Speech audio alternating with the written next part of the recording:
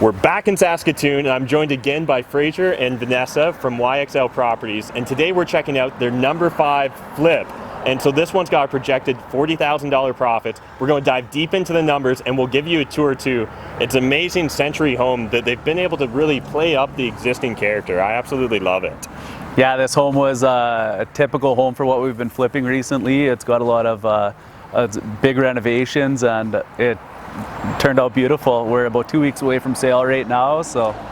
Yeah, lots of be great before and after, lots of renovation, lots of upgrades on this house, so it's good. These old houses are great to get creative on, so I love working with them, so I'm excited for you guys to see the change. Awesome. So let's dive into the numbers.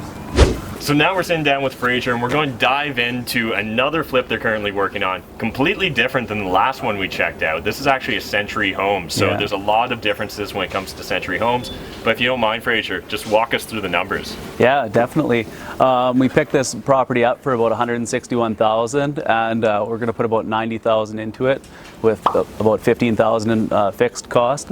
And then the ARV on this, it's fluctuating a little bit with comps in the area, but we're projecting about a $310,000 sale.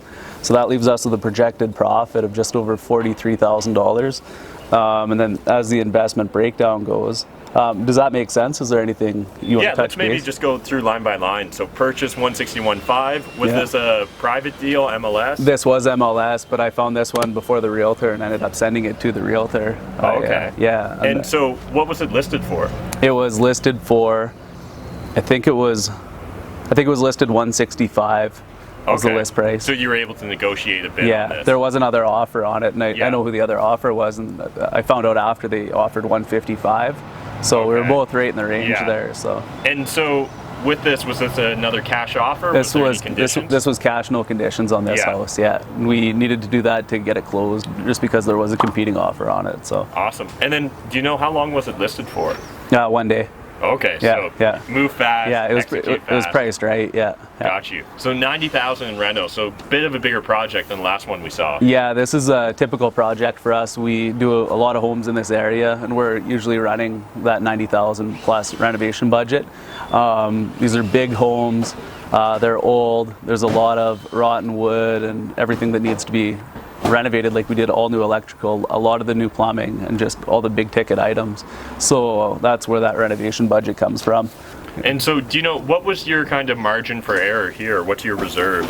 We have about we had about a $10,000 reserve, but I think we're going to eat most of it up on this one. So. And you had mentioned earlier that was related to the electrical. Yeah, exactly. Knob and tube, they were sneaky on this one. And do you mind breaking that down for the audience? Because I think that this is something to be really important of. You can. Like, even an inspector wouldn't really catch the issue here, right? So even had you hired a home inspector, they wouldn't have known. So why wouldn't they have known that this house has knob and tube? Yeah, they could have caught it, but it was a cash no condition offer, so we actually bought it sight unseen too, just because the numbers did work well. But there was a new panel, not new panel, but upgraded panel in the basement with copper wiring. But then what they did, they ran it up into the wall, and then they tied it into the wall, and ran knob and tube from that. So pretty sneaky. So like, even if you were to pull out like an outlet at first, it would look like you could have seen it on the outlet, on some of the outlets though, because some were tied in, so it was kind of like a mix and match. But from the panel it looked 100% copper, so it was just, even if you would have pulled a couple different plugs, you would have you might have seen copper. Gotcha. So but that blew the budget up a little bit. So and then so for ARV, how do you determine what the ARV is in like an older neighborhood with like all sorts of different styles of construction and sizes of units? This is kind of a melting pot for homes. There's a lot of new homes going in, infills, and the comps are tricky in this neighborhood actually, because like I was mentioning to you earlier, there'll be a house listed, a nice house at 255 or 260 say, and it'll sit for 4 months or 4+ months. I think it's still on the market. And then one down the street to list for like mid threes, and it'll fly off the shelf. So it's hard to get a read on the comps. Good thing I didn't get hit by that. And but once you start digging in and doing the research and talking to the realtors that are selling these homes, there are factors why certain ones are sitting longer than others. Some is area, and it's very block by block in this neighborhood, and some is other factors such as like an apartment building nearby that has even just 4 units One example over here is it looks like a normal house, but it's really long in the back, and it has apartments sideways. And the realtor feedback on that one is a lot of people don't want to buy the house next door because apartments are looking down into the backyard. Yeah. And that's why one house in particular is sitting so long. So it's actually skewing the comps a little bit, making it a little bit trickier to get a grasp on it. But I'm pretty confident in the 310,000 range. This is a brand new home, pretty much in a good area, and it's going through gentrification, this area too. So. And so on this project, you had a joint venture partner as well? We did, yeah. This was actually our first investor. He's done a couple projects with us now. So we just did the classic 50-50 on this. And we don't do 50-50 anymore, but because he was our first investor, and there's other factors also. He is a realtor, so commissions are built into the JV and a couple different things like that. So you have to take that into account when you look at these numbers. So here's the equity, or we did an equity 50-50. Projected profits about $43,500, and investor profit should be about $21,750. And if we flip to the next page here, this is how it all broke down. We did the 50-50 split. The investor qualifies for the mortgage. He qualified for the mortgage at $161 with a 20% down payment and closing costs. So that's $35,000, $90,000 renovation budget, and then fixed cost of about $7,000. And I left the $8,000 out of that because a lot of that comes on the tail end of the sale. So this is his actual capital that he's putting in. Yeah. Exactly. Okay. So that takes his total to about $132,000 into the deal. The projected profit is $21,750. So that actually gives him a 16% cash on cash return. But that is a little bit skewed also because you have to remember he's not taking commission as part of the agreement. So, but then again, it's another sale that he wouldn't have had too. So it kind of balances, and we're both happy doing it. So, but yeah, that's how those numbers fall. And so how long will a project like this take? This has been 4 months from start to completion, and then whatever it takes to list it, probably a month or two. Yeah. And what will your listing strategy be on a property like this? Do you try and list low in order to get multiples? Do you list high and negotiate down? Yeah, we're going to go a little bit higher and negotiate down. I think 310 should be it is a conservative number. But yeah, there's just a lot of comps skewing the data in the neighborhood. So I think 310 is just a good, safe number, and I think we should be able to sell it in a short period of time at that price. It's a beautiful home. Yeah. I'm really excited to show it off. You said we're about 2 weeks away from finish? Yeah. So it's looking great. There's still a lot of work to get done, but let's check it out. Yeah, definitely. Hey guys, so I'm here with Vanessa and Fraser again, and they're going to give us a tour of this property. Reminder, we're only 2 weeks away from it being finished. I'm really excited though, and I love the fact that you guys were able to play up some of the heritage around the property. Because this property is like 100 plus years old, right? Yeah, it's an old home. All right, let's check it out. There's a closed-in porch here, which we haven't done much yet to it, but it will get all painted. The windows are just boarded because we're painting the exterior of the house, but lots of light in here. It'll be really nice to just have this as extra space in the house, so we'll make it all nice and shiny soon. So is this a 3-season room, or does this have heat? It doesn't have it doesn't have heat. It's just an enclosed porch. Extra. Okay. So come into the house. So we just redid pretty much everything, kept the original trim. It was kind of a hard decision, but to just redo everything would have been, to make it especially look like this, would have been a lot of money, and it just really would have just been a shame. It's a really nice trim and all the detail around the windows. So we kept that, painted it dark, so a nice contrast with the light floor going in everywhere. The flooring just went in yesterday, today. There's a lot going on right now. The electrical's almost done. Plumbing's gonna get tied in right away. It's all just that finishing little stuff right now. So we redid all the ceilings, so pot lights everywhere. So that I find just changes everything. When you have the pot light, it just looks a lot newer. It just brightens this place up. I just really, you don't realize how much it's going to make a difference, and then just to have the clean ceilings is really nice. Another detail that I really wanted to keep was this little trim detail all the way around. that also it's just true to the period of the house, and it would have just been a shame to get rid of it. Same things with these old grills and air vents. They're just really nice if you can keep them.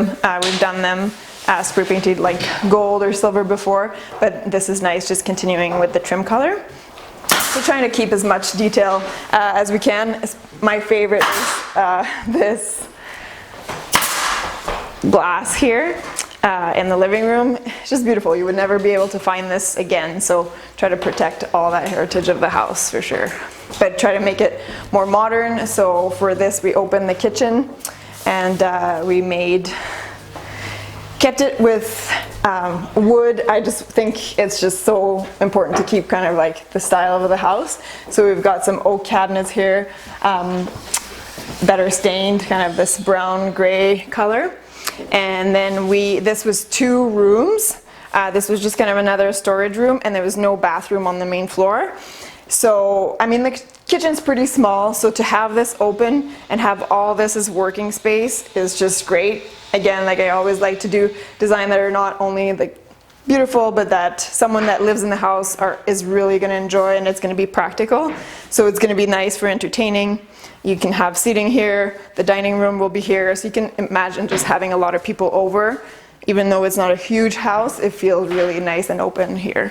So we've got the sink there looking over the window. We had to completely reconfigure this kitchen. The sink was here. They had washer dryer here. I don't even remember. I think they had a little portable dishwasher here in the corner. Like, I could show you some pictures, and before it was in pretty rough shape, this house. Yeah, this is for sure. Yeah. This is good before and after. This for sure is not the same as our brown property where you kind of just changed more of the cosmetic. This was completely redrawing the plans and reconfiguring the layout.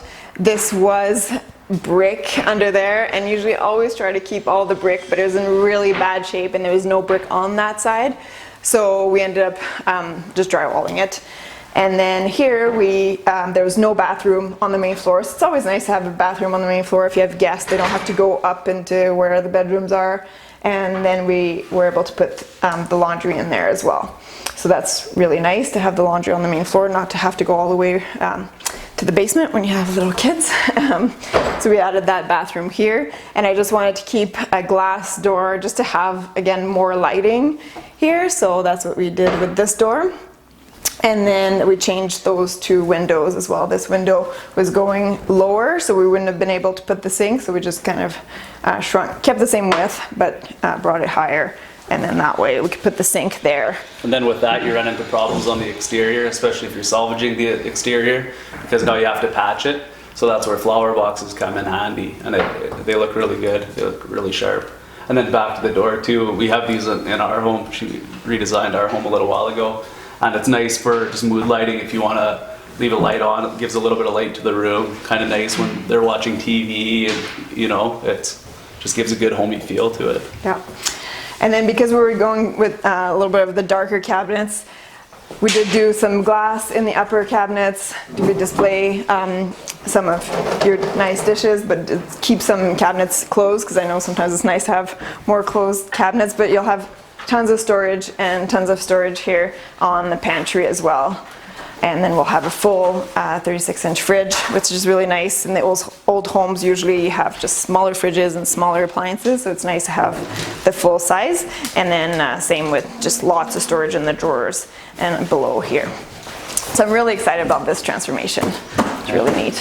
Yeah, it's nice. It's a lot of counter space for a house at this age. And I think for the comps in the area, I don't know if there's anything that really compares to it. So back to the numbers that I was going through earlier, the 310,000 ARV or after repair value, hopefully we should be able to push that, but I like keeping it conservative and keeping it around the numbers that are realistic. So it'll be interesting to see where it falls. We try to keep all the data from everything that we sell and everything we do, and just try to just make it as efficient as possible and just go from there. Awesome. Do you guys mind just letting us know, who do you think the avatar is of like your end user or the end buyer? Yeah. What does that person look like? It'll probably be, it's a trendier neighborhood that's, or it's starting to be revitalized a little bit. A lot of investments going into the area. So probably your first time home buyer or your step up home buyer, like more of a hipster crowd, I guess you could say. There's tons of restaurant on 20th, and there's just nice coffee shop. You're close to the river. Someone that likes not your typical house, you know, cookie cutter house, and just something with a little bit more personality, and that likes being close to the core, maybe not having a vehicle, just being able to just walk everywhere and enjoy kind of the best of Saskatoon, I think. Yeah. Yeah, that's awesome. That sounds really similar to what we invest in London, Ontario, right? Kind of going for that younger urban dweller type thing. And they really appreciate the history and the character, right? And they love the old trim, the stained glass window, I think they'll love. And then also having kind of like the newer lighting fixtures and stuff just to tie everything. Exactly. You still want kind of the amenities of like the newer house, but you still want some of that character, and sometimes that means it's not perfect, but someone that likes that is not going to care that some, you know, maybe the doors that have shifted over the years, they're not going to mind that as much. And or the squeaky floors is a big one. People don't mind squeaky floors in this age of homes, but in the 1960s renovations or flips that we do, people do pick, that is a big thing. That's probably the number 2 feedback we had on our last one was squeaky floors. So but it was still a 60, 50-year-old house, so it's like, well, I get it, but it's still an older home. But for here, then it won't mind. And it's funny, for me, I'm from Montreal, and I'm used to older houses. And for me, I want the floor to squeak. I'm like, what do you mean? It's nice when the floor squeaks. And yeah, this kind of neighborhood really reminds me of Montreal more, where you can kind of walk to restaurants and cafes and stuff. So I enjoy those old houses, even though they are a lot of work, but you have to get creative and make the best of them, and make the best of sometimes the smaller spaces. So they're really fun to do. I don't know if the renovation aspect and working on them is great, but I think usually, and the before or after usually are so fun to look, kind of the changes that you made, and to restore these houses and have someone that can live in it again. I think it's better than bulldozing it and just starting new. Such a huge change. It's massive transformations in these homes. But a lot of work put in by the trades too. Yeah, for sure. These homes are a lot of work. So, but yeah, we love it. So that's it for this video. I hope you guys enjoyed it. If you did, smash that like button. Hit the subscribe button if you're new to my channel. And if they want to reach out to you, what's the best way to get in contact? You can just follow me on Instagram at Fraser and Ibo, or go to our website at yxlrealestate.ca. Follow Magdalena _designs, and I do work on art flips. I also do custom renovations, so reach out to me if you need any design work. Awesome. Thanks again, guys. Yeah, no, thank you guys, and thanks everybody for watching. Make sure you like that or like the video.